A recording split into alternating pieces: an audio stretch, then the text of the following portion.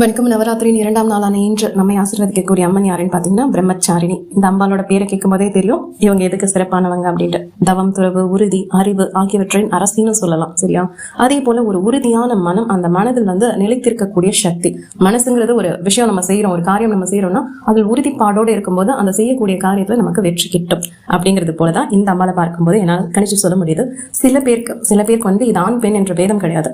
மன கிளர்ச்சிக்கு ஆளாவாங்க. ஒரு சபலம், சஞ்சலம், எப்போதுமே உடல் சார்ந்த இச்சைகளை பத்தி அதிகமான சிந்தனைகள் கொண்டிருக்கக்கூடிய நபர்களா இருந்தீங்க அப்படின்னா, நீங்க இப்ப கேட்டுட்டு இருக்கீங்க அப்படின்னா, எப்பவுமே ஏதோ ஒரு காம எண்ணம் என் மனசுக்குள்ள இருந்துகிட்டே இருக்கு, என்னால அன்றாட வேலை கூட செய்ய முடியல அப்படின்னு யாராவது இருக்கீங்க அப்படின்னா இந்த அம்பாலை கெட்டியா பிடிச்சுக்கோங்க. இவங்களோட பிரார்த்தனை, இவங்க கிட்ட நீங்க பிரார்த்தனை செய்யும் போது உங்களை ஒரு ஞானத்தின் வழிகாட்டுதல் பேர்ல அழைச்சிட்டு போவாங்க. சரியா? உங்களுக்கு எது சிறப்போ, எது நன்மை தருமோ அந்த சார்ந்த ஒரு வழிபாதையில இவங்க அழைத்து செல்வதற்கான வாய்ப்புகள் உண்டு.